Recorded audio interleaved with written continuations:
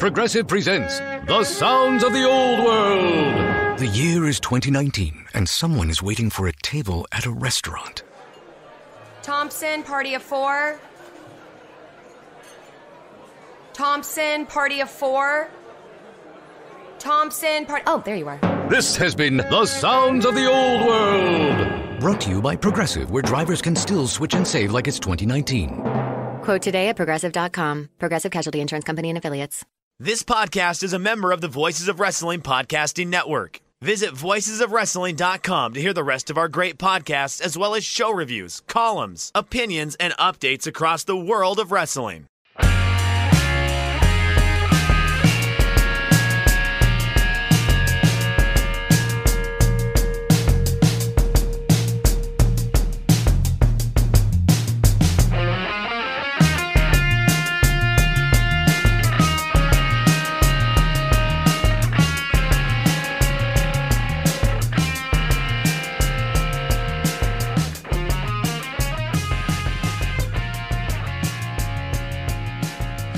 Salutations, it's Shake Them Ropes, Jeff Hawkins, Chris Novembrino, Bobo the Wonder Monkey on the board. If you like ranty Jeff Hawkins, you are going to get yourselves some ranty Jeff Hawkins today. He's been threatening me with this all through the pre-show. He's just like, I'm going to rant. I'm going to talk over you. Get ready for it. Buckle in, Novembrino. Sit down and shut up. I'm going to make your life horrible. After, ladies and gentlemen, Chris Novembrino here, getting ready to strap in. After outing me to my personal hero, my lord and liege, Eric Watts, trying to get Eric Watts to go on high wattage. Last week, of course, I talked about how there's an ongoing conspiracy where you try to pull the strings of society, government, any other thing that you can get your filthy, grubby little paws on, any lever you can pull. And this week, you go after Eric Watts, Jeff. Explain yourself. I was hoping for cross-promotion that Eric Watts would go on high wattage and get high and drunk with you to watch Eric Watts matches. I mean, like, I was really trying to consider, like, Eric Watts actually coming on high wattage. You've heard the theme song to high wattage. It is, like, I don't know that I'd be thrilled about that theme song. No, this will be a show on the WWE Network once I am made in charge of it. I am positive. Well, see, that'd be great. I will host a higher production version of High Wattage. Yeah, I was just shooting my shot and thought maybe he might respond. Wait, somebody's interested in my matches? Okay, great. I mean, like, I might be. He's not active. Yeah, he's not active, and I might be, like, maybe America's #1 Eric Watts connoisseur, namely because no one else is even attempting to go for that mantle.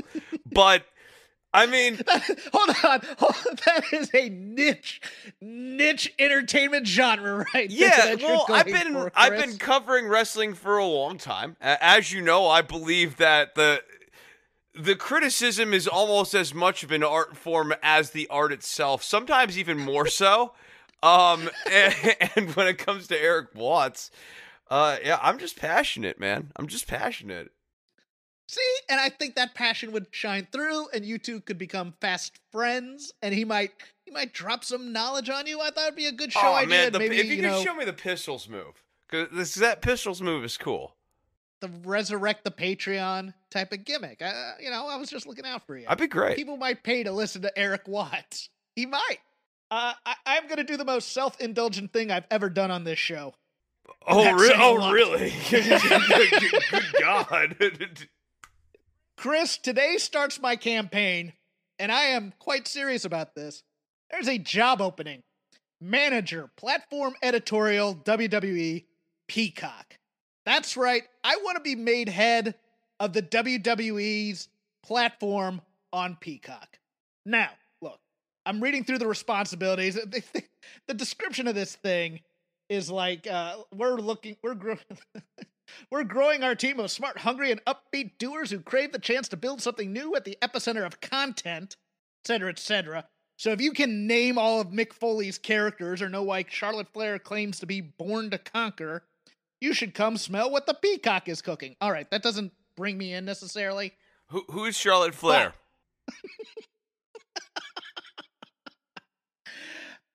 But look, I like this concept of the WWE Network. I realize I'm going to have to put a lot of my criticisms in check. I'm adult enough to do that, but I'm also not a fanboy. I think this is a nice little wrestling museum history of wrestling, but I realize I also have to push the main product.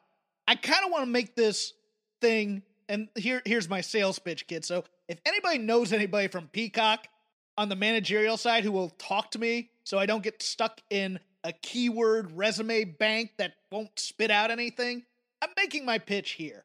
I think I can get their demo of 50 plus back and watching it. I think I can help promote their current product. I'm going to get that thing curated. I am going to get every wrestler in that whole bank of videos alphabetized with aliases and everything else. Here are the responsibilities. Create and maintain the WWE homepage. Think I can do that. Schedule video-on-demand promotions in sync with the entire WWE linear programming slate. I am here for that. I am here to have current talent watching the network with them and commenting and all these other things and making it an immersive, interactive experience. I am here for that. Assist in the creation of collections, copy, and metadata for WWE assets. Yes. Please, I want watch lists. I want to curate days with themes. I want a flashback day. I want a pay-per-view day. I want an Attitude Era day. I want a current thing day. I want biography day. I want special collections when people pass away, up and running. I want all of that. Give that to me. Identify curation opportunities to expand visibility of long-form and short-form content. Yes, I'm in. Coordinate asset delivery with internal and external teams to ensure timely promotion. I've managed law firm departments. I think I can do this. Analyze data to make educated decisions on curation tactics. I'm here for that. Project manage live streams of key events throughout the year. Okay, yes, I will do that. I'm here for all the advertising and marketing. Your heart's content because, hey, I took advertising classes as well. I can do this. Problem comes a little bit with the qualifications, but let me make my case, Mr. Novembrino, to a willing jury. At least 3 years of experience managing title operations or publishing at a large-scale editorial, e-commerce, or video service. I do not have. I admit this, but once you get in there, and I have product knowledge, if you can manage one thing, you can usually manage another thing fairly well if you're good with people, and you're willing to learn what product you're working on. Those are the two keys to management, is knowing people versus process and knowing what you actually do for a living. Demonstrate ability to manage an ever-changing content pipeline 7 days a week. I'm here for that. Excellent writing and presentation skills. Got that in spades. The ability to manage a small team and work closely with a variety of other teams. Again, I've managed departments in large law firms. I think I could handle demanding stuff. A history of establishing KPIs and targets and then working to hit those goals. That's MBA gobbledygook. All right, KPI. What was KPI? I forgot what it was. It's KPI metrics is kilometers per hour.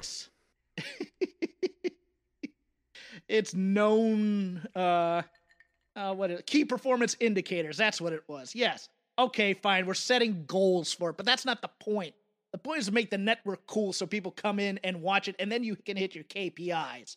Okay, you're going to have all these media geeks that are applying for this job from like a baseball network or whatever. Oh, we can get eyeballs, and key performance indicators indicate that women watch this at this specific blah, blah. No, make the entire product cooler, and people will come to watch it. How about that? And I can make this network cooler. I don't have any control over WWE, but I can make this network cooler. Even if it's only a few eyeballs, and even if there's only a limited number of wrestling fans. Why? Because I have a big network of wrestling fans I listen to on Twitter. I've been on multiple networks for their broadcasting. I will listen to wrestling fans. I will listen to WWE fans. And that's the thing I bring to this, Chris, is that on this podcast, you and I have both talked about, we know that there is a difference between the WWE fan and what the wrestling fan wants. I want to commingle those two things together. That is my goal for this network. Next thing, a passion for professional wrestling, sports, news, television, and movies. Duh. I got that. Ability to work at 30 Rockefeller Plaza, New York, or Universal City, Los Angeles. Universal City is 1.5 miles for me. I'll go work in your office. I will live in the cubicle zoos of corporate America. Just give me this shot. Give me this shot. I don't know how to get through human resources crappy resume banks to get there. I'm going to try and craft a resume this weekend.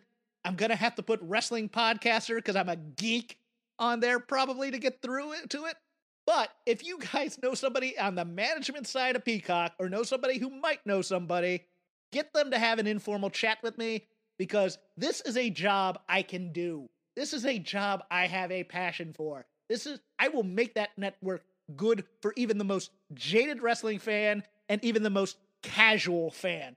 I will have cross promotions across the board with other NBC properties to try and make it cooler and do my damnedest to do something with this entire library of video that Vince McMahon saw nothing in. That George Barrios and his part, I forget the woman's name, they thought that this was going to be magic, and Vince saw it, liked it for a little bit, thought it's something they should do, and then forgot completely about it, did nothing with it, just threw a bunch of crap up there and said, go find it for yourselves. I'm going to make that thing so user-friendly, so accessible to even the most casual of wrestling fan, and I'm going to make it fun. That's the other thing I want to do. I want to make this network fun. I want to get it curated. I want to get it organized so that people like me or Nove want to watch a bunch of Vader matches. We can watch a bunch of Vader matches, damn it. I want this job. If you can help me in any way, I know it'll be the end of this podcast, but for some, that's a blessing. Please. I might keep it going just out of spite. You don't know how I go. I kind of blow with the wind. I do my own thing, and I'm bad at quitting. Rob McCarran and Chris Novembrino will come back and do this podcast. I guarantee, because this is actually almost the same kind of job that Rob went out for. I forget the name of the network offhand, but I remember it had like Olympic sports and drum and bugle competitions, but he was going to be the head of the pro wrestling platform. And then he found out the whole business plan was terrible, and he dodged a bullet, thank God, because I think they went out of business like the next week. But yes, people, I want to run your WWE platform on Peacock. Get at me. Chris, any kind of snark or jokes you want on that. I'm sorry I've ranted for a while, but I warned you, the floor is yours. No, it's fine. I don't really have anything to add on it, and I don't want to. I've also promised to hire you for a job. That's true, so I didn't want to like step on what was a heartfelt and earnest beseeching of the Peacock network. You will call me sir, damn it. Yeah, and Jeff has long wanted to be my boss and often talks to me pre-show in that context. And we'll once you get into management, you just view everyone as subordinates. That's my understanding. He's mad with power. Yeah. But like, as far as a person who's not my boss but treats me like a boss, I would say Jeff's pretty good.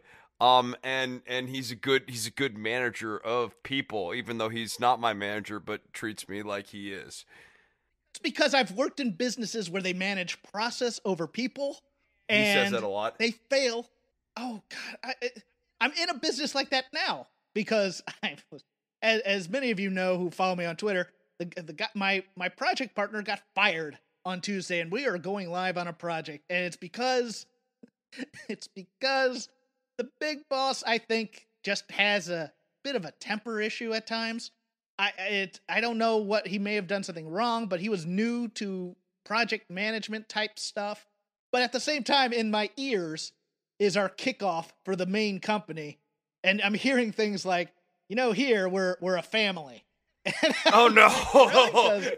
That's a trigger. Really? That's a trigger phrase for Jeff and I. Like another one for me is Thanks for all that you do, especially if it's accompanied with multiple exclamation points.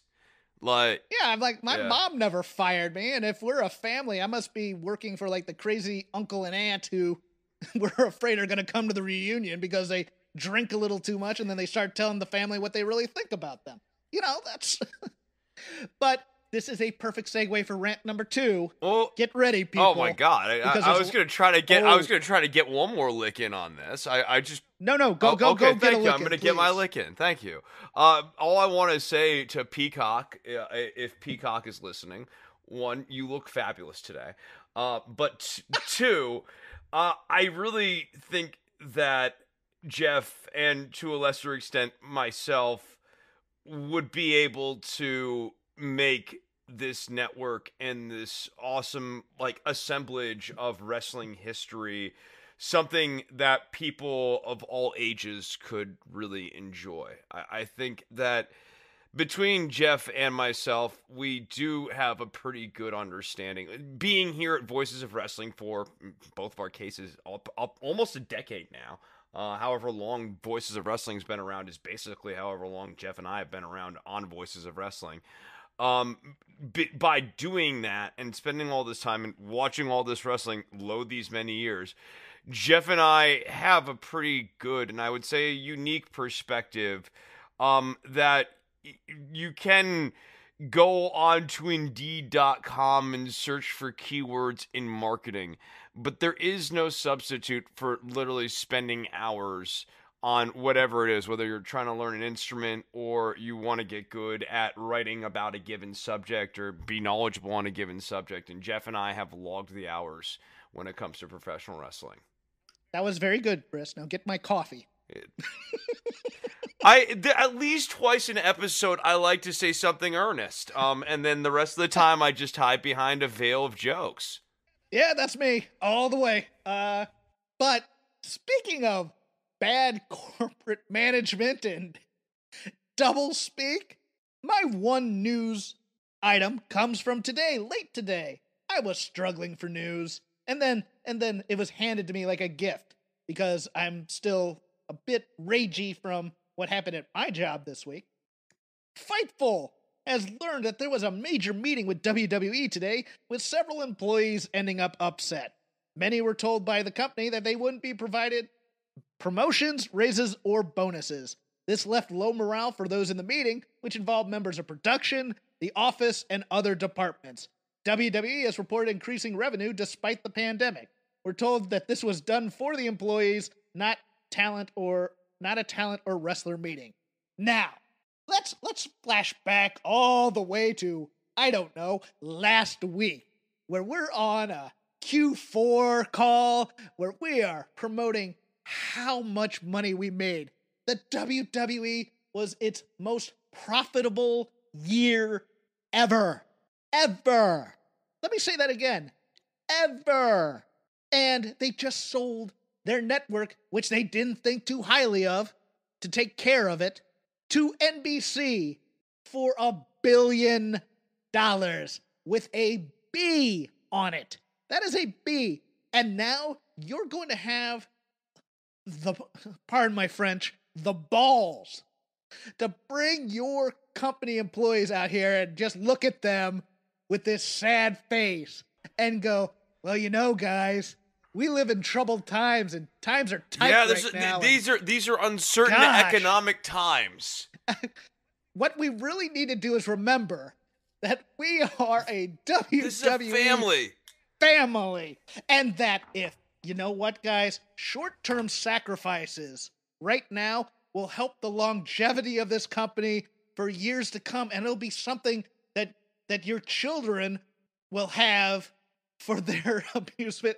Can you imagine the amount of rage as people mute their Zoom while they're going, where you're just, you know what would be even worse is like Vince McMahon gets up in front and like pulls his pockets inside out and goes, guys, there's no change in there. He goes Monopoly guy on you.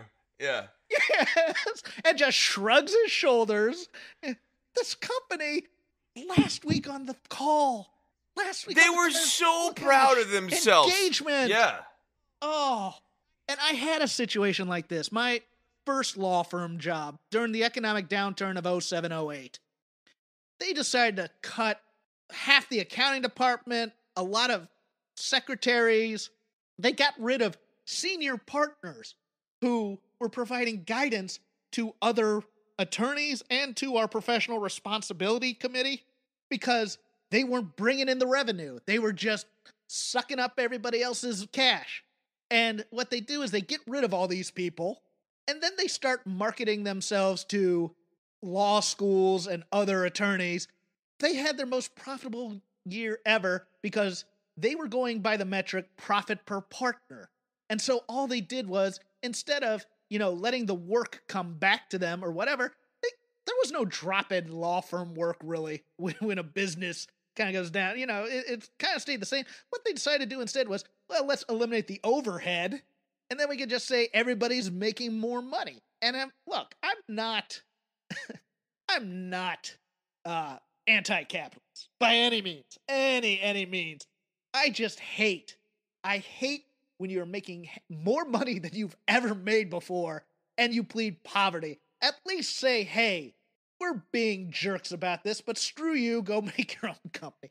Do something like that. Don't give me the song and dance. Oh, you know what? We're in a real tough time here. We don't know what the future holds, so we can't really, give you guys. I mean, we're in review time for members of the WWE, and we had that too at the law firm. They go, well, we're gonna cancel this year's review bonus if you're gonna get one, and we're gonna shift it over and combine that with the quote unquote Christmas bonus you were getting. And we're gonna combine into one bonus. But we're going to start that and this was in, I think, June.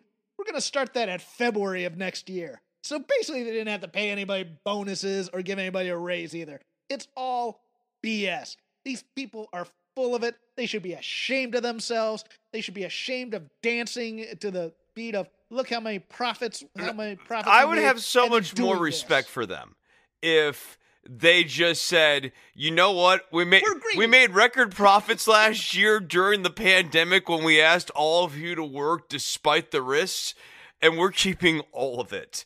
That at least would be honest. It'd be greedy. That's the other thing. It would be evil. Oh, Chris, but it at least would be honest.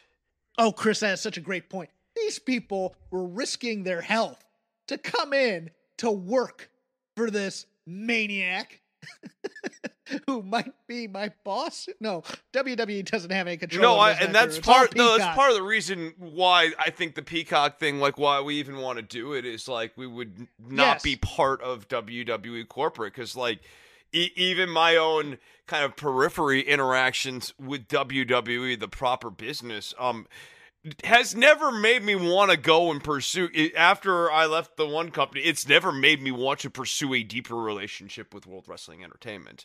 Though I think the what if occasionally, like the writing jobs come up and you go, man, maybe I could do a packet this time that'll knock their socks off. But at the same time, then you watch the week to week and it doesn't matter, because like that's not what your writing would be. Yeah, and then you realize, the shirt and tie gimmick, which ain't my thing necessarily. I could do it. I could swallow crap for a while. I know how to swallow crap. My life's been swallowing crap. I know how to do this. I know how to play the game. I can put on a brave face, and then I'd come on here and I'd rant. No, I couldn't do the thing if I was hired, but I'd find some outlet to rant about morons. Probably DMs. Yeah, I was just saying, you yell at me in the DMs is what this sounds like. I'd have a on my burner phone, because I know that they sometimes check your phone to make sure you're doing. Oh no, I'm getting a burner. But that said, look, I'd have more respect if you just said, "Hey, we're being selfish." Whatever. You can't. But no, like it's inexcusable to not give these people raises just on the basis of they came in and worked their asses off for you this last year during COVID, so you could keep wrestling on television and. Yes. So you can keep it going. Vince wanted to run WrestleMania live in front of people in April of last year, which is increasingly seems like an insane move. I did enjoy the Paul Heyman line tonight at the lowest attendance at WrestleMania ever. That was funny. But you have all of your employees doing this yeoman's work to keep things going for Vince. He makes the money. He needs to share the money. And I guess my issue with the way... You don't have to share all of it. You don't have It's to not share all of it, but like, here's my thing, some. Jeff. We have talked about WWE as a business now for like how many years at this point? And like, the thing about WWE as a corporation, WWE as a business, is like, they are like a nightmare capitalism story in so many ways. When it comes to like they did cutbacks going into this pandemic. I think about that. Like think about how inexcusable it is. We not only can we not give you raises, we fired people, we made record profits, and now we're not giving the people who are left, who are fewer than before we started the pandemic, we're not even giving them raises. Like, this is a capitalism nightmare story. It is. It's like a caricature, and it is sort of like if you were a person more of an anti-capitalist persuasion, it's like a textbook example of all of the ills of capitalism, and all of it roots back to Vince, and just that this guy, something's missing inside of him. I don't know what it is, but something's just missing in this dude. Your most successful year, when you were keeping this thing alive with skeleton crews and people who were sacrificing time from their families and risking their family's health. Risking their family's health just to keep live television going. Mediocre at best live television going. Not going that far because, again, Peacock. But let's put it this way. You saw an avenue to go in for an advantage in the market share when nobody else was in production. These people come in and they sacrifice for you. You go and you brag in the media and to anybody else who would hear you out that you had your most profitable year ever. And then we're going to have an all-employee meeting to tell you people to bootstrap up. Up yours. End of rant. Let's take a breath. Chris, I'm going to take a break. Yeah, you can rant a little bit. So, I mean, it wasn't all that long ago that I worked at a company that, frankly, WWE treats them worse. But, like, it's unfortunately too often the case that a company makes insane profits and does not share them with the workers. And at this particular company, it was like we were making 17% we were earning 17% of what we were making for the company, which, was a horrible deal. And these people at WWE, I hope that they consider their options, because like they really broke their back for Vince over this last year. This is just so gross. It really is. Chris, I think it's time. I think the Jackalopes need an update. How's Slapjack doing? All right, Jack Pack, sit down and strap in. It was a bit of a rough week. As you know, Retribution has been embroiled in an ongoing, we'll call it a fracas with the New Day. I think in an earlier take I might have referred to it as a hullabaloo. Either way, the point is the New Day has been a bit of a thorn in the side of Retribution here lately. But it's been a big distraction from what's important to me about Retribution, which is about pecking order. And like this week, they had a tag match. New Day wins. Okay, but where does that leave Slapjack in the pecking order is my question. And I don't like this New Day pairing because it's distracting us from the important thing, which is that Slapjack's the real leader of Retribution. Well done, sir. Let's go through the main roster thoughts that we have. Any deep thoughts on Nia and her hole? Yeah, Nia Jax, I think once in a generation, a talented wrestler comes through the doors of WWE, and Nia Jax is that. Nia Jax has shown a power and a grace on the microphone, and a power and a grace in the ring. And this week, we saw the synthesis of her eloquence and her in-ring elegance with "Ow, my hole." I want an injury report. Someone arm, someone leg. Bro, sore she's neck. supposed to have a blown sphincter. What is she doing on SmackDown? Nia Jax hole probable. Yeah, no, I want her to like have retention issues. Like that should be a gift. You can't just do "Oh my hole" and not follow it up. IBD. We gotta go that far? As I said, I'm saying blown sphincter.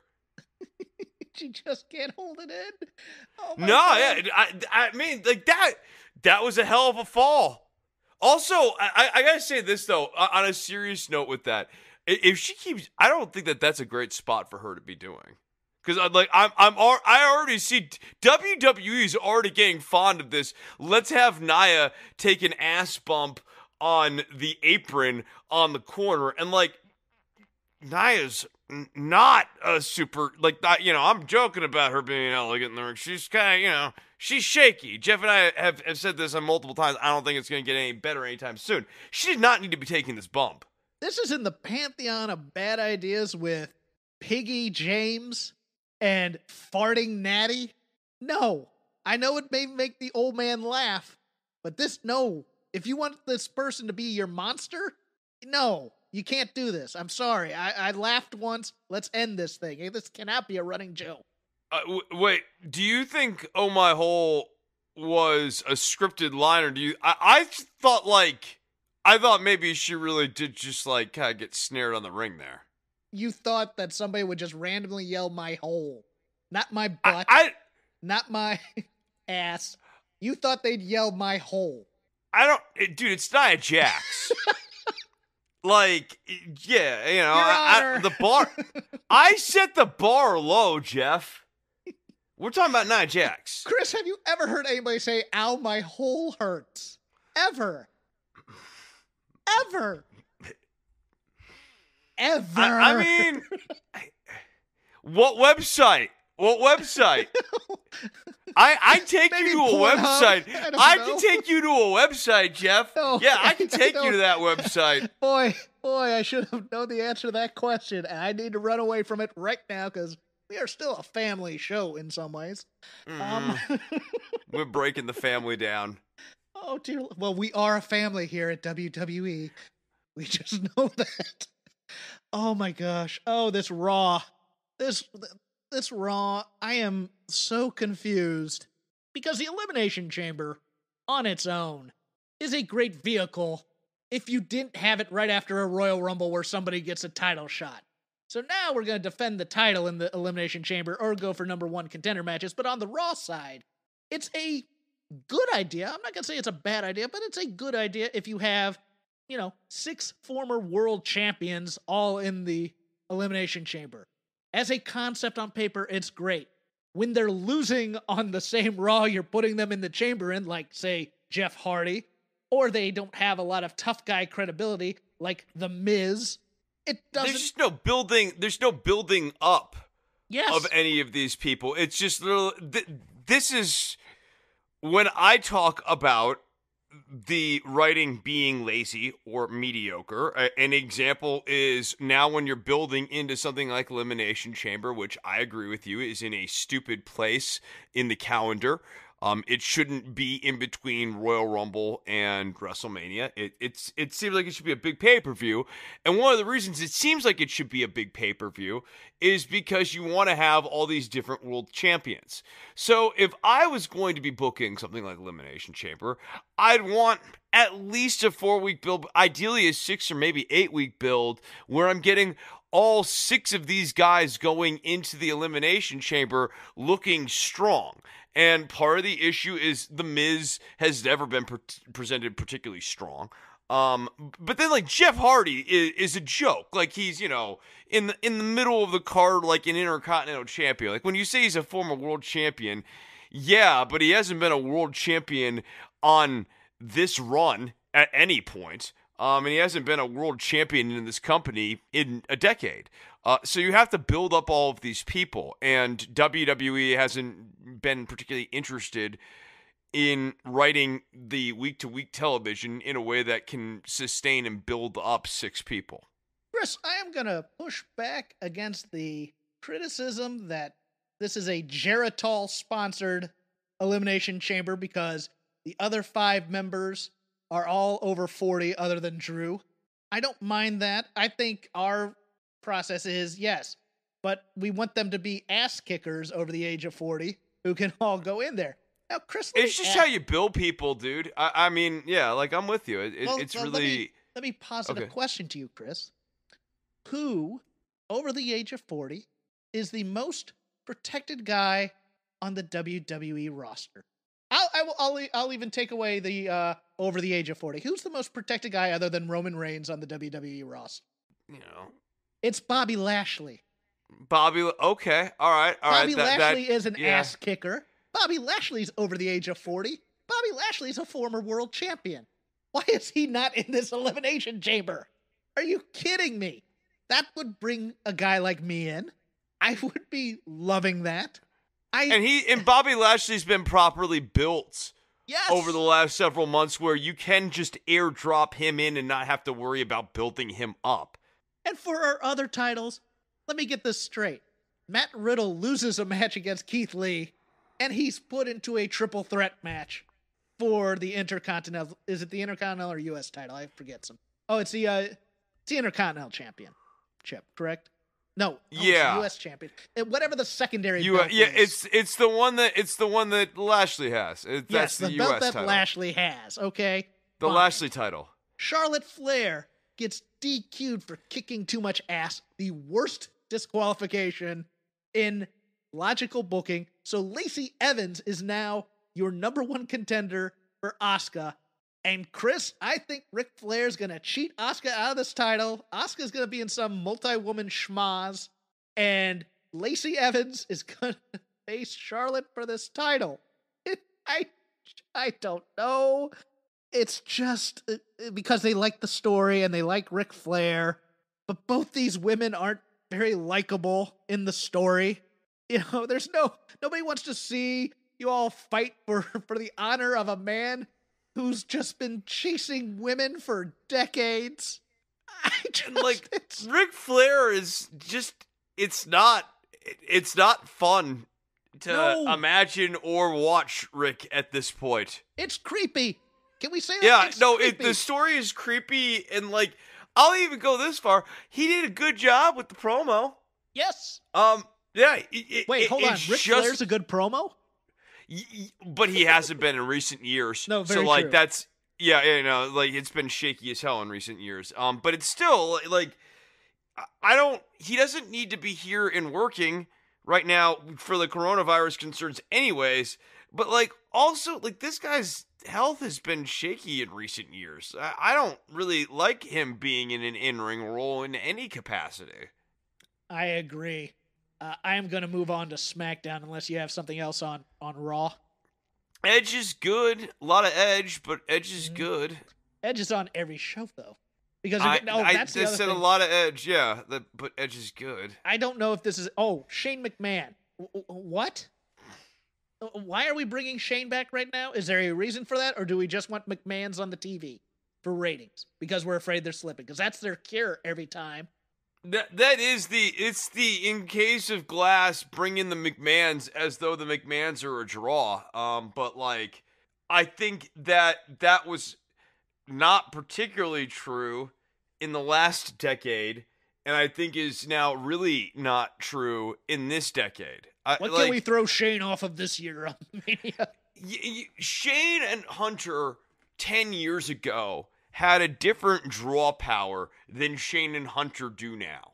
Yeah, I think I think Adam Pearce is gonna end up in power struggles on both shows and lose. I think this is just a reason to get him off for some reason.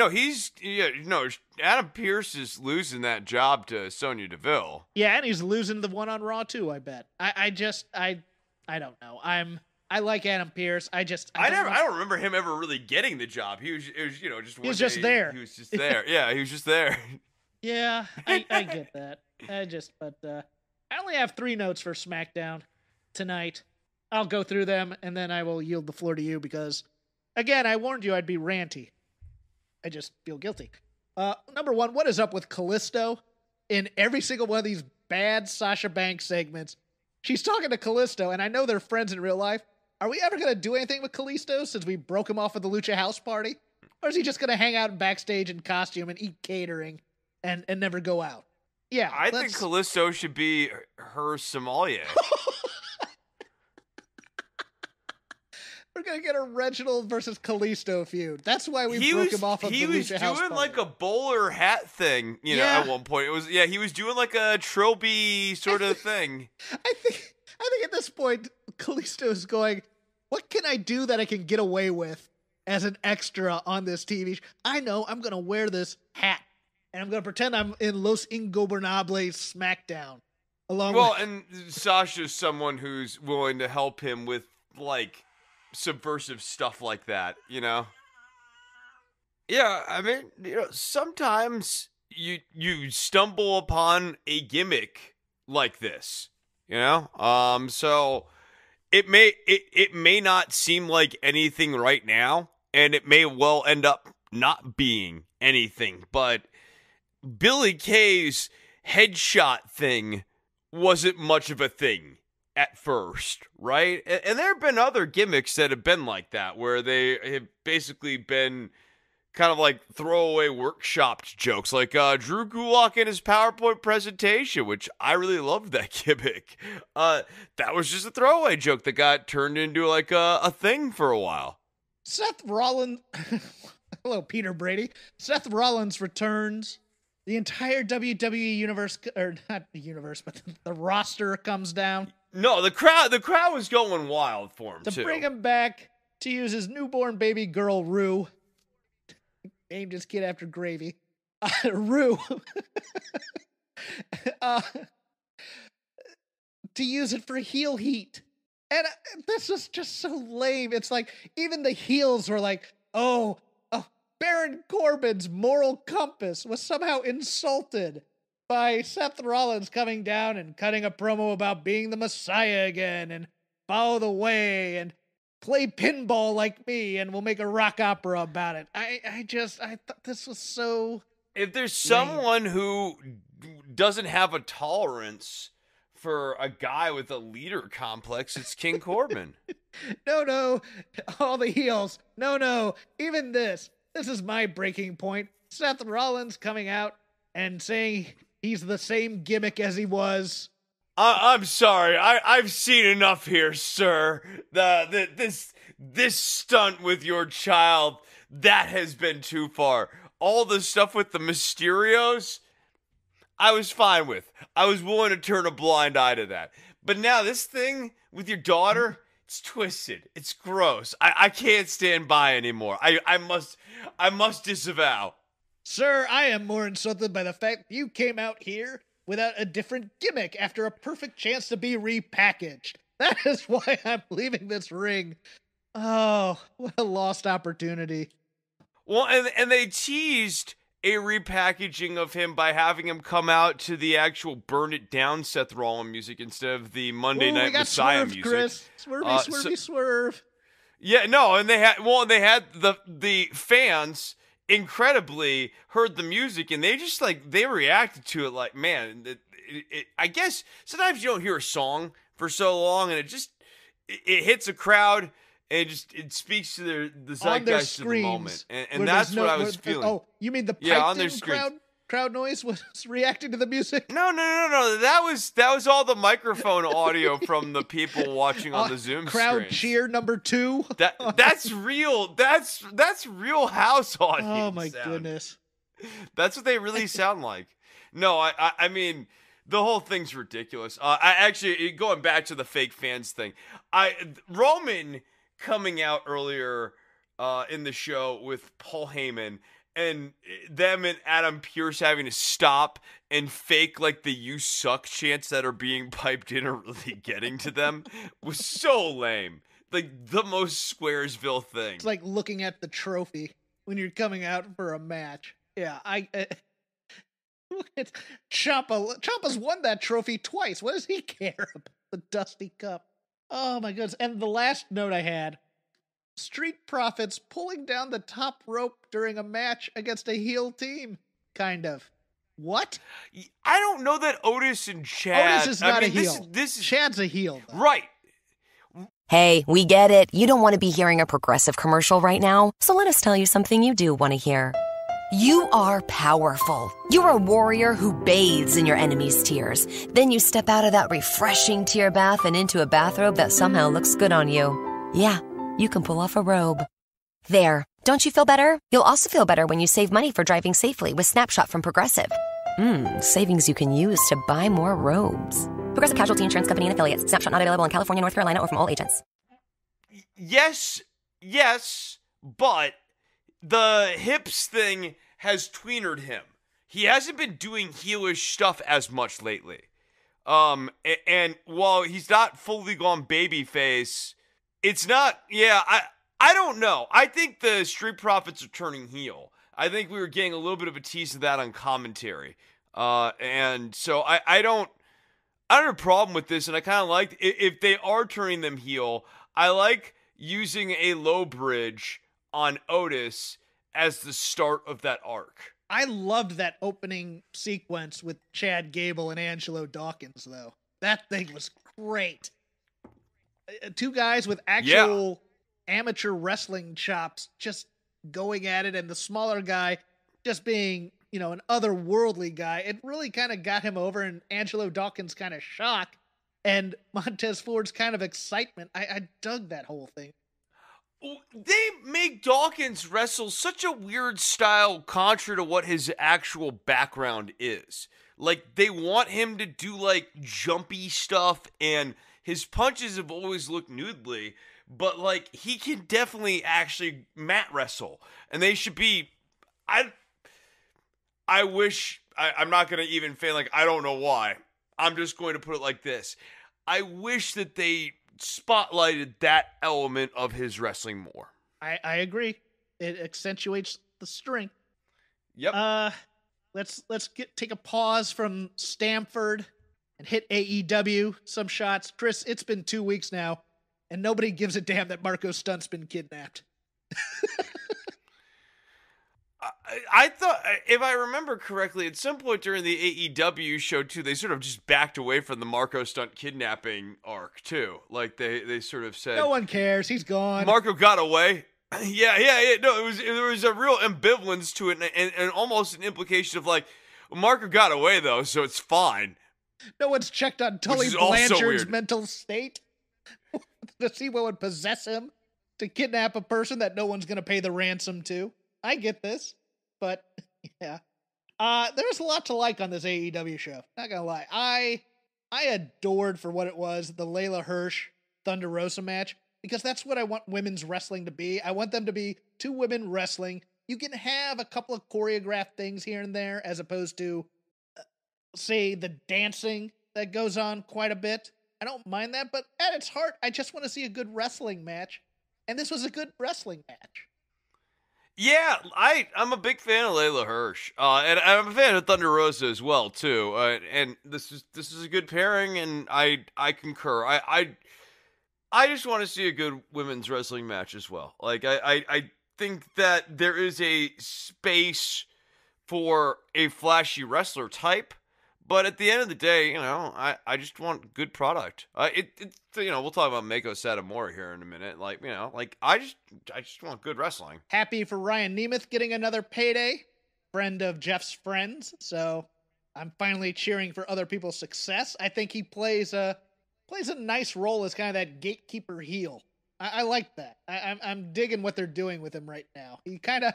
Yeah, he's getting late in this show appearances. Mm-hmm. It's a great way to get established, and there's no harm in losing to who he's losing to. And so, in a way, he's a heel, but because he's having competitive enough matches against these higher card baby faces, it's establishing him as a heel.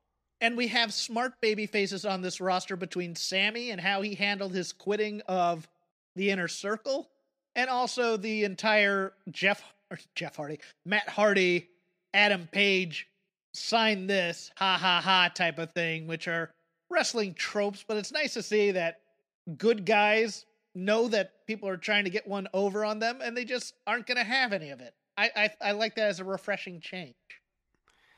Yeah, my only knock on the inner circle stuff is it almost made MJF look stupid. Mm-hmm. Like it was dumb.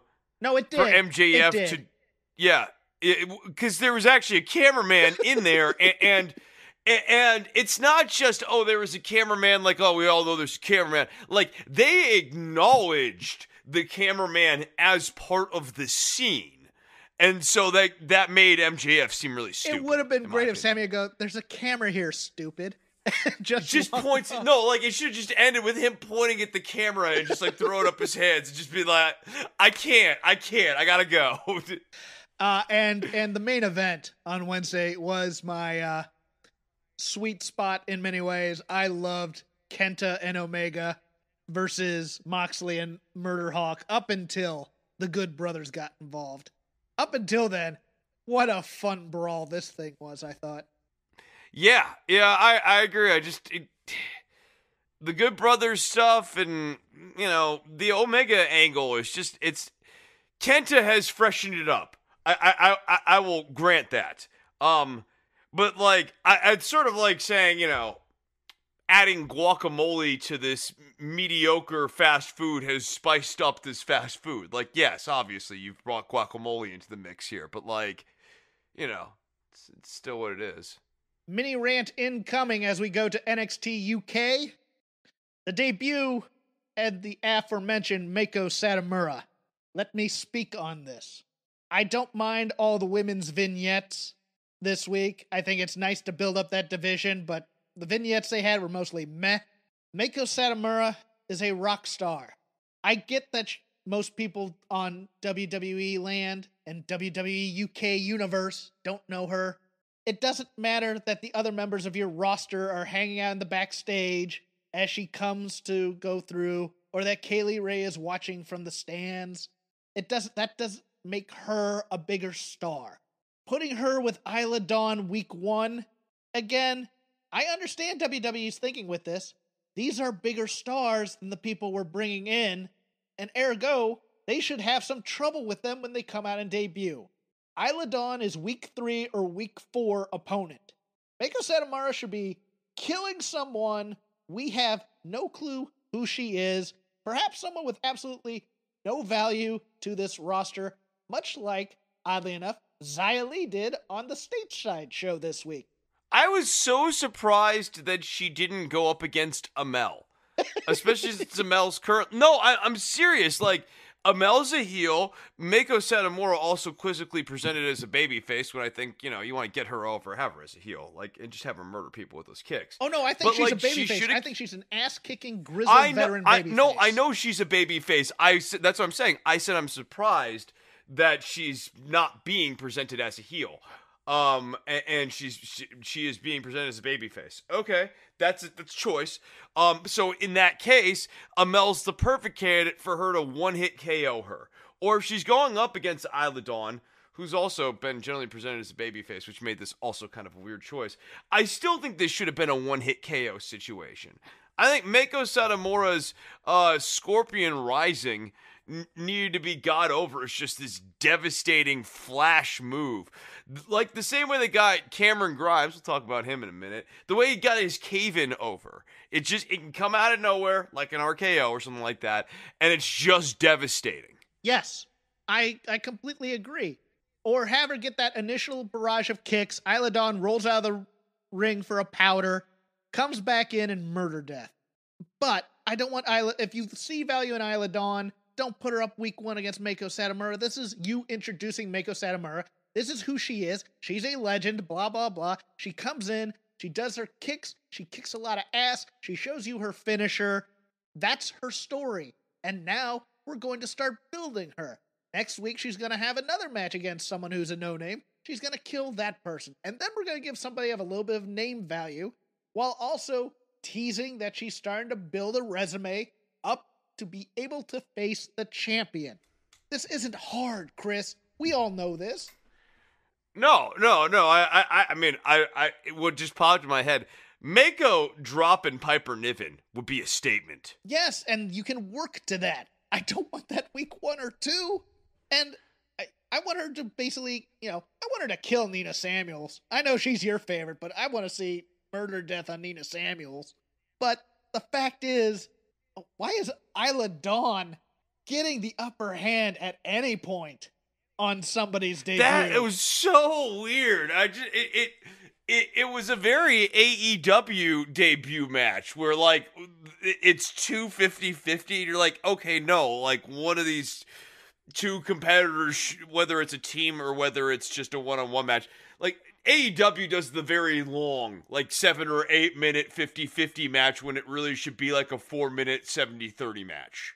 And that's what WWE did here. It's that old WWE thinking that our people are superstars who are larger than life, and if you come in here, you are lesser than those people, so they have to get some offense on you to keep that charade, as William Regal says, going, that these are the creme de la creme, and if you come in here as a legend, you're not really a legend until you've gone 50-50 with Isla Dawn in an empty arena.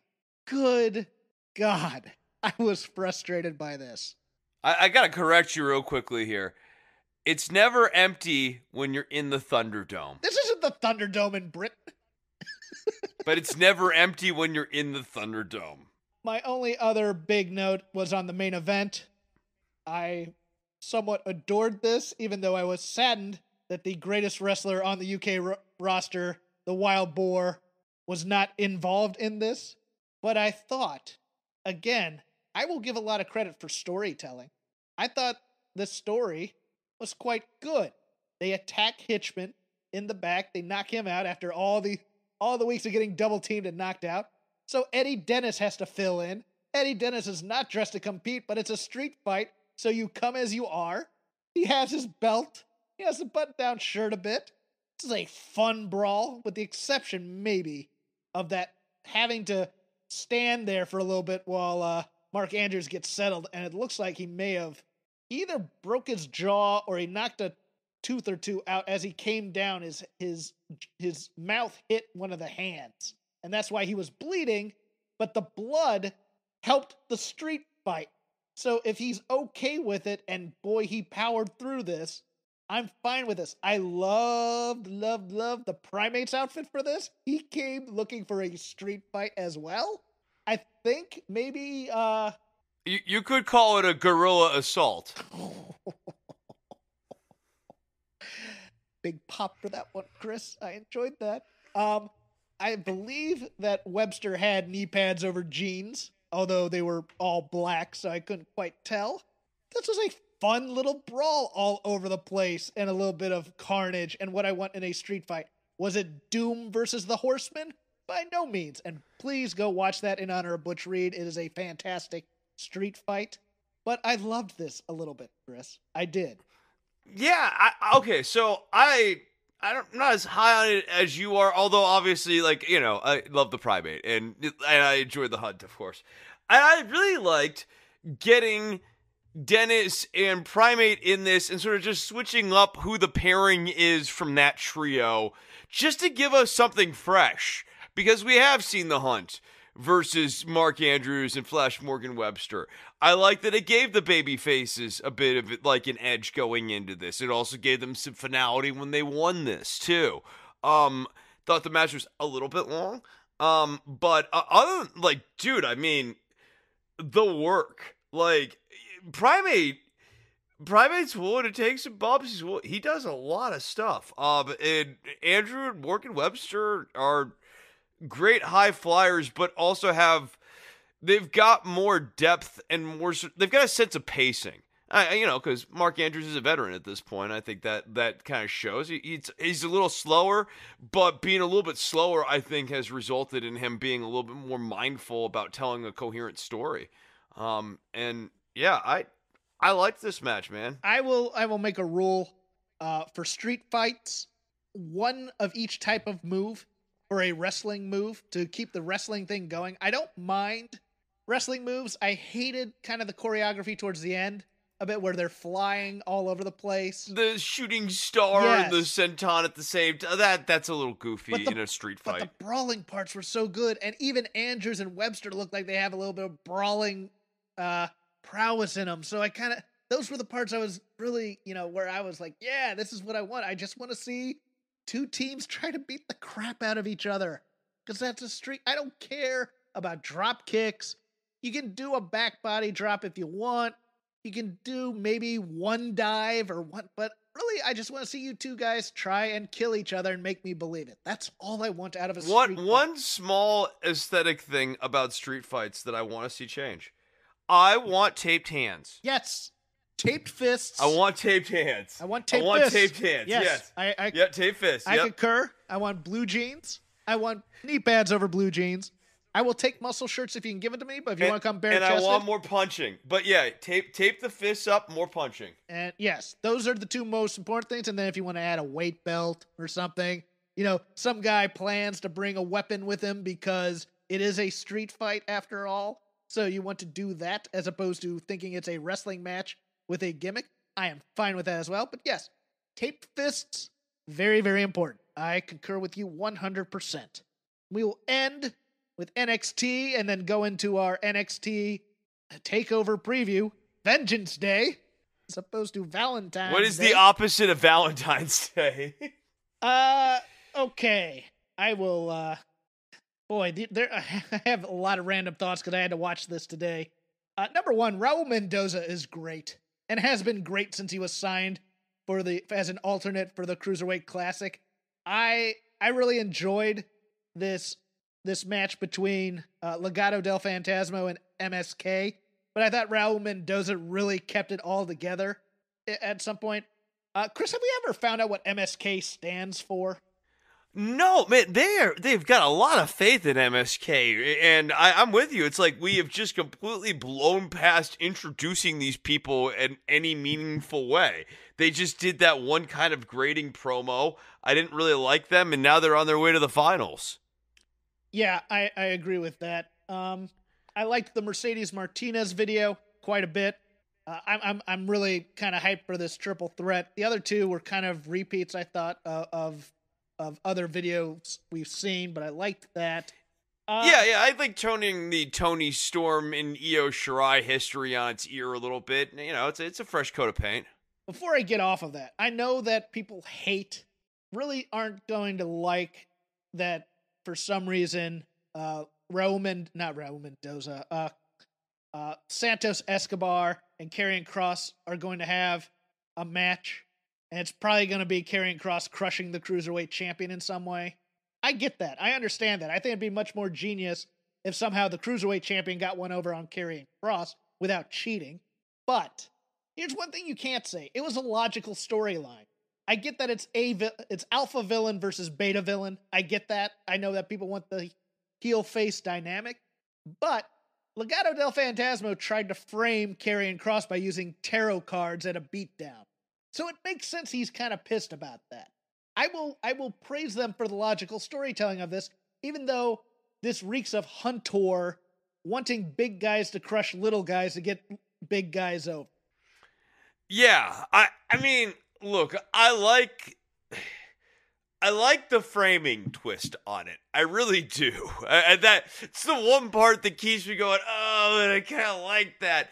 I don't like that El Hijo del Fantasma is almost certainly going to get annihilated by Karrion Kross here in this next match. Yes, because I think Santos Escobar is such a star, and they're not doing anything with that stardom other than, occasionally coming out and telling his lackeys that it's okay for them to lose.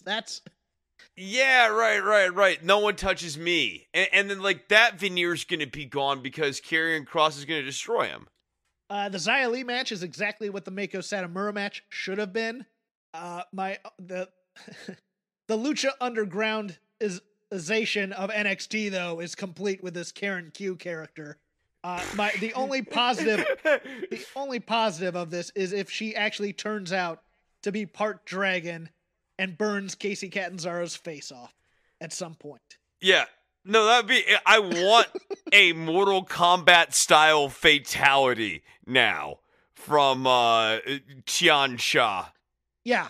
The post-match histrionics, not my jam. Again, too Lucha Underground for me. I like my NXT a little bit more pure. No, hold on. No, you gotta stop with that. This, if this was Lucha Underground, I would have made it through about a season and a half of Lucha of the Hidden Temple. Not chance. Like, this is like a parody of Lucha Underground. And I want to just quote the philosopher Beth Phoenix at you real quickly. Wait, here. you have to scream this. Are we supposed to believe that this is a 1,000-year-old dragon? It's the zombie referee. It's Eddie Dennis, the Dwagon. He's 1,000 years old. The Dwagon. Blah. I loved the Johnny Gargano, William Regal, Kushida thing. It was pure pro wrestling stupidity, and I loved every beat of it. I loved every beat of it. I don't know what it is about the Gargano stuff. It's unrepentantly stupid, and like they're like a really dumb faction, but like it's fun. They're knuckleheads. I don't know what it is. Yeah. Austin Theory is just a moron, and I love it as a lackey.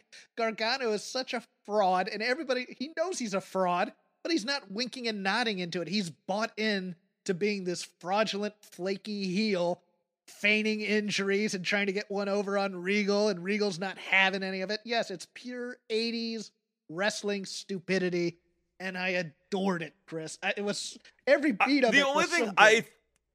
The only thing I don't fully love yet is I don't feel like Indy Hartwell's gotten enough of a shine out of this. I feel like we've really gotten Austin's character over at this point in the dynamic between Austin and Johnny, and like set up that there might be a feud between them for the belt at some point here. I'm not sure how I feel about turning Austin Theory face. He just seems like a heel to me.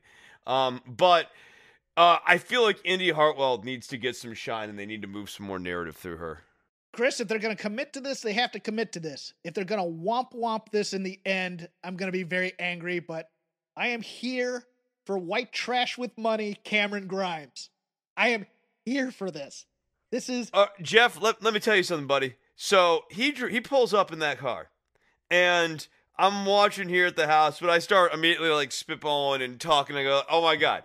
He just made all this money off of GameStop because he went to the moon. Because like when the whole GameStop thing was happening, I was sharing Cameron Grimes to the moon gifts, and getting down on that. And then he comes to the ring, and Jeff, he made his money off of GameStop, and I was so happy. Stonks. This is funny. Stonks. My fear is that this is going to be, he misunderstood going to GameStop with owning GameStop stock. No. I want him to have forgotten to sell. Oh my God. And so he bought the stocks.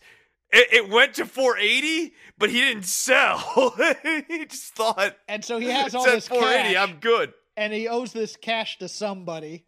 And he lost all his money, but he's been throwing it all, so he has to get it back. Okay. No, you've that's a good way. That's a good way to get out of this. Because I'm afraid it's going to be a womp, he's a dumb hick type thing. But that's actually a smart, you're a knucklehead heel way. And I love that.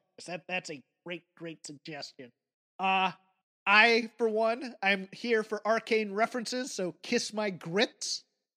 Those of you who are not aware of what Kiss My Grits is from the late 70s, early 80s sitcom Alice. One of the modern day feminist stalwart sitcoms about a single mother wants to break into show business, but ends up working at a diner, I believe in Arizona, on her way to California. Kiss My Grits from Flo, played by Polly Holiday, the sassy southern waitress at Mel's Diner.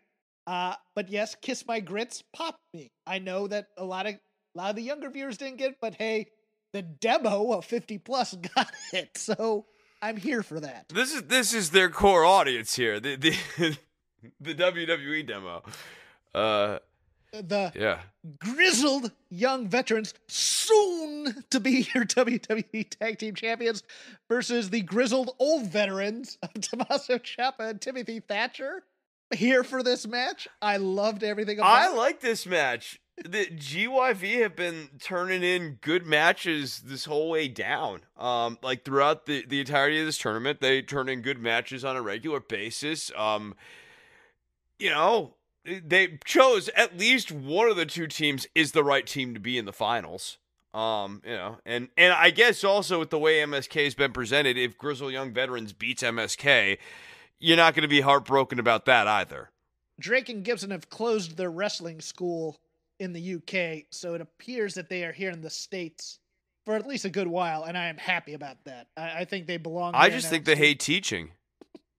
That's also Some people a good don't possibility. love educating. Teaching is a different skill set than anything else. That said, let's get to the one big negative for me from this NXT Go Home show, and that was this Go Home segment where everybody is contrived to look like they're arguing about the thing instead of just putting together a good video package. I hated this, Chris. It made them look stupid. All of them, including Pete all Dunn. the stuff that really hits home that this is not live, it really drives you crazy. I mean, there's some things that you can't get away from, but, it's Roman Reigns and Paul Heyman stopping and staring at a crowd that's not there. It's these weird mock-ups where temporally they don't even make sense because you don't see people come on or off the screen. We just cut to this moment in time at some point earlier, presumably, when William Regal and, Rhea Ripley and Tony Storm, I'm just making an example here, were squaring off face to face. Yeah. I could have seen them do it live, though, where it's like, all right, put the trophy and these two teams are, okay, you guys clear out, you two come in real quick. the next one. Yeah, William Regal takes the trophy away, he's like, you can't have it. They're helping clear the stage while they're doing the stand-ups in front of the ring. This thing was terrible. It's everything you hate. No, it was very bad. About WWE's phrasing and staging and but that being said, I think this takeover is going to be pretty good. I'm geeked for it. So let's do our preview right now. The usual 5-match format here, starting off with the singles match for the NXT North American Championship, representing the way, possibly my favorite heel right now, Johnny Gargano, Johnny Takeover, taking on Kushida. Chris, who do you got? Oh, I think Johnny's going to win this match. I think it's going to be a fun match. I think Kushida is going to turn in probably his best match in NXT since he's been in NXT. I'm going to be that bold. And then you might go, well, Chris, he hasn't had that many good matches. No, he hasn't. But I think he's going to switch the lights on for this one. I am teasing in my mind a logic where Kushida wins this title because Austin Theory comes down to be a knucklehead, and Sam Shaw, remind me of his name again. He's Dexter Lumis. Dexter Lumis, thank you. Again, I'm old. Dexter Lumis comes in and stops Austin Theory from doing it. Now, there's one way of doing this, and there's another way. The one way you could do that, he stops Austin Theory from interfering, which allows Kushida to get a clean win over Johnny Gargano for the title. 1, 2, 3. Or you do the thing where Kushida sees Theory come down, Lumis is getting involved, Kushida dives on both of them, comes back into the ring, Gargano catches him. 1, 2, 3. It's going to be one of those two things. I am going to say, I think there's a title change here. I think Kushida gets it for a short time as a transitional champion of sorts. And then we get the Johnny Gargano being depressed over losing the title again. Depression skits, which will probably be funny. The way they have written Johnny, it only matters that he's in the title picture. It doesn't matter whether or not he has the belt. I grant that, but I don't. It just doesn't seem like the time is now for him to lose the title. Triple threat match for the NXT women's title. Io Shirai, Toni Storm, and Mercedes Martinez. I love all three of these women. I love two-person combinations of all three of these women. Let's see how they do as a three-person thing where you do two people working with each other while one takes a nap. I think Mercedes Martinez is in here to take the fall. I think it's very possible that Toni Storm beats Mercedes Martinez so they don't have to beat Io Shirai. I think it's very possible Io Shirai ends up on the main roster after this, but you never know. I am going to say, though, that, okay, if Gargano retains, then Toni Storm is beating Mercedes Martinez for this title. Gargano loses the title, Io Shirai will retain. What say you? I feel like the title change does happen with this title. I'm going back and forth in my head on whether it's going to be Tony or Mercedes, though. Because I think Mercedes makes some sense as a transitional champion. Okay. Transitional for who, then? And we are trying to build up Xia Li. Like, we're trying to build heels right now, is the only thing I'm thinking about. When you're looking at kind of the undercard, we're not building babyface challengers for Tony Storm. We're trying to build heels to go up against a potential babyface, and it almost seems like, well, they certainly are kind of at least teasing a little bit Mercedes, somewhere in between, not purely as a heel at this point.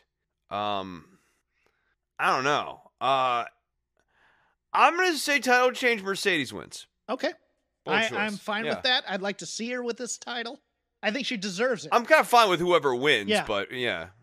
And Tony has a lot of mileage to go if she was a champion, too. She could really get into this heel thing, I think, and really kind of be that. She could be as good as Io was as a heel champion as well, I think.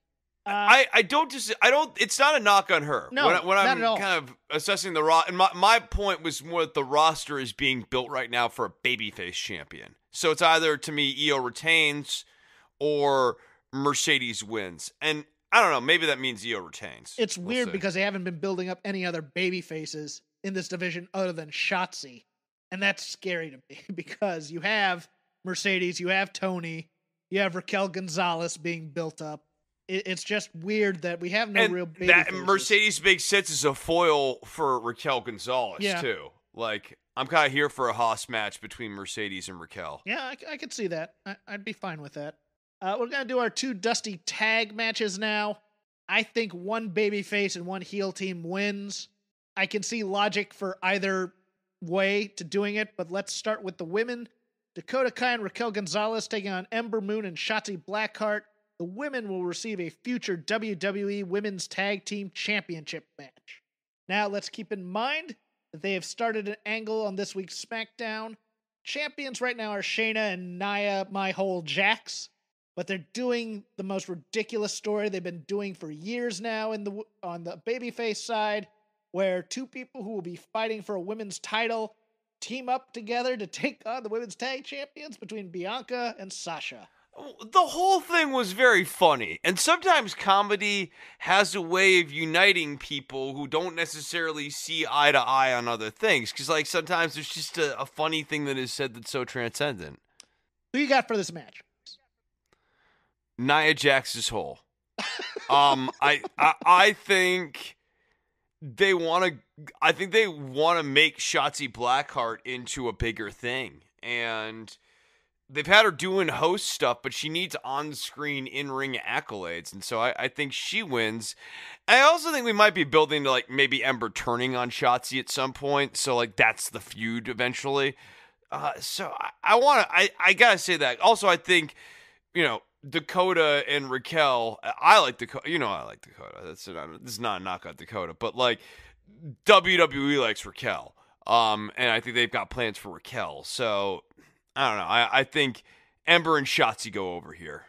See, I agree that the WWE has plans for Raquel, and I can see Hunter tailoring programs to please Vince, that they have this big being a bad term, but this tall, muscular woman who can also be a hoss in the ring, much like Rhea Ripley. And Bianca, which I haven't done a whole lot with other than Bianca, but Rhea Ripley is still... She hasn't been seen since the Rumble. Are you kidding me with that? So here's why I think maybe Dakota and Raquel win this. Because Vince and the WWE Women's Tag Team Champions are still his domain. Vince loves those moments in matches where 2 giant women stare each other down.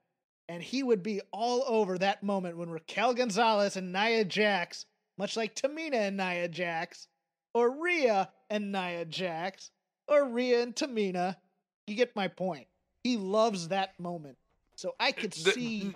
The Tamina stuff is the strongest example of this, because Tamina, we've been watching this for over a decade now, and they'll do the square off, and then what ensues after that's always anticlimactic. Yes, I could see that happening. I could also see, the reason why I brought up the feud from SmackDown is I could see Sasha and Bianca taking the titles off of them, losing to Dakota and Raquel Gonzalez, and that then starts the animosity between Sasha and Bianca to get to the title match at WrestleMania. There's a great case for Ember and Shotzi. I think they're going to be hesitant to have somebody who was on the main roster fight for main roster titles. I know that sounds weird. Oh boy, who to beat here? I'm gonna say Raquel and Dakota Kai win this one. I am, with a little bit of hesitancy in there because of my overview of what the men's match is gonna be. We'll go into that. MSK, Nash Carter, and Wes Lee taking on the grizzled young veterans, soon to be your WWE Tag Team Champions, or NXT Tag Team Champions, James Drake and Zach Gibson. Winner will receive a future NXT Tag Team Championship match. The Tag Team Champions currently being Oney Lorcan and Danny Burch. That being said, I think MSK goes over here. I think the grizzled young veterans deserve this win after being in the finals last year. But I think they actually do the thing where they put over the young, hot tag team as opposed to, man, what a great run. We're going to beat them in the finals, and now they're going to be stars. I don't have full faith in that. Again, I could see this going the reverse way for both matches. But I think MSK plays a much better foil to Burch and Lorcan, and I don't see them losing the titles anytime soon.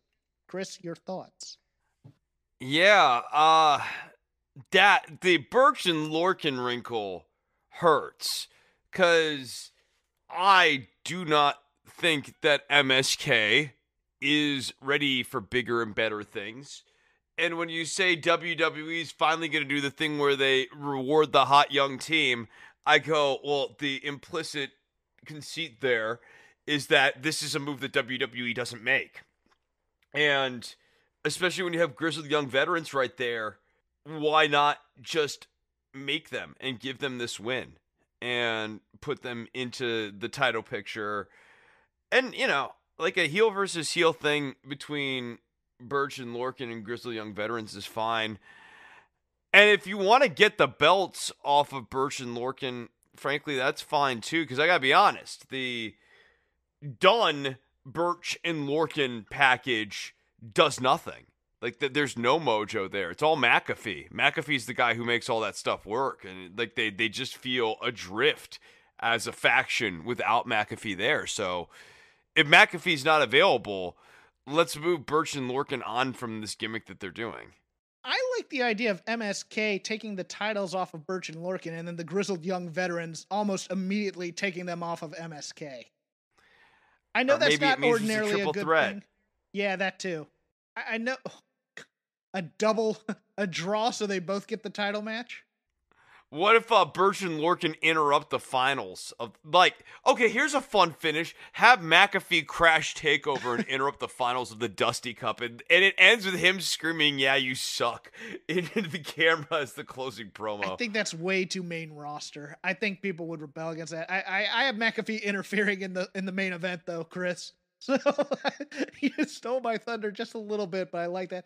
I don't mind, because obviously they don't mind putting heel team versus heel team because they had Imperium and Everrise Rules. They had Everrise Rules with the grizzled young veterans at some point. So I don't mind a grizzled young veterans versus Burch and Lorcan thing. That wouldn't be bad in my estimation.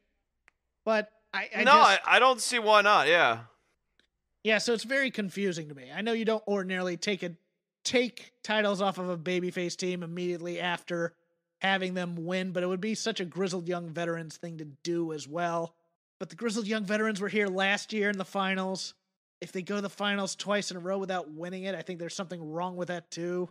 You got me overthinking that this. Feels weird. Yeah, no, it feels weird. And here's the other thing too, in terms of pairing Gibson with whoever. Zach Gibson can get heel heat on anyone. Like, you get the most unpopular person in America, and Gibson can get heel heat on him. So, I think I'm still going to stick with MSK, reluctantly. Who you got? I'm going to stick with the Grizzled Young Veterans winning this. And I'm fine with either scenario because I'm not fine with MSK being made. I'm not sold on them yet. They could always lose the tag titles or the tag match going in. I know they could. Yeah, they could. Yeah, I mean, yeah. I don't know. I think they. Yeah. In what I think is going to be a fantastic match, probably marred by overbooking at some point with the Undisputed Era and whatever this crew of Dunn and 1 and 2 are. Finn Balor taking on Pete Dunne for a singles match. Finn Balor versus Pete Dunne for the NXT Championship and probably the right to be destroyed by Karrion Kross in a post-match beatdown. Chris, do they switch the title off of Pete Dunne? Does Finn Balor keep this? Does someone turn on Finn Balor? Does Pat McAfee come back and interject himself into this whole thing? What say you? I don't think Pete Dunne wins the title. I don't. It'd be an interesting move, but then, as you said, Karrion Kross is clearly trying to get into the title picture, and the most sort of interesting pairing for Kross visually is sort of like Balor versus Kross, because Balor does kind of come off as, you could even bring back the Demon, actually have Balor be the Demon and, bring out his Venom character. But, Karrion Kross does come off as the comic book sort of like heel villain for Balor to go up against. And I think they could have a good match. I think Dunn and Kross could have a good match too, but Dunn's just being booked as a heel right now. And to your point, they're not against that. But the way they like booking Karrion Kross with like the spooky ooky stuff, you need certain wrestlers to do that sort of angle with, and like Balor lends himself to the spooky ooky stuff, and so does Santos Escobar in a way that Pete Dunne's character doesn't. Pete Dunne ain't taking that crap. Right. He's just as likely to, throw a kick and knock out Scarlett. He shrugs his shoulder and then like breaks Scarlett's fingers and the fingernail thing that she wears on there. Yeah, I can see that. I think Finn Balor wins. I think probably with the help of the Undisputed Era, getting interference out of the way, and while they're fighting on the outside, after the pin, Karrion Kross comes in and belly to backs Finn Balor in some way, or whatever the hell he does with his move. But and that's going to be the takeaway from that, is the setup for the next feud. But I have Finn Balor retaining as well. Let's end it there. This has been Shake Them Ropes. You can follow me at CrapGame13. You can follow Chris at DWATG. That's short for Don't Worry About the Government. You can just follow the show at Shake Them Ropes. We are part of the Voices of Wrestling Network. Every show for almost every single promotion in the world. Some I've never even heard of, to be honest with you. But we have the flagship. We have Everything Elite. We have Music on the Mat. We have Open the Voice Gate. Wrestling Omakase. Whatever your wrestling picadillos are, we got a show for them, more than likely. Chris, tell them about your side projects. Yeah, Don't Worry About the Government is my flagship show, Jeff, and you can find that at don'tworry.tv on iTunes, on Stitcher, and at patreon.com/DWATG, where we do a video version of it.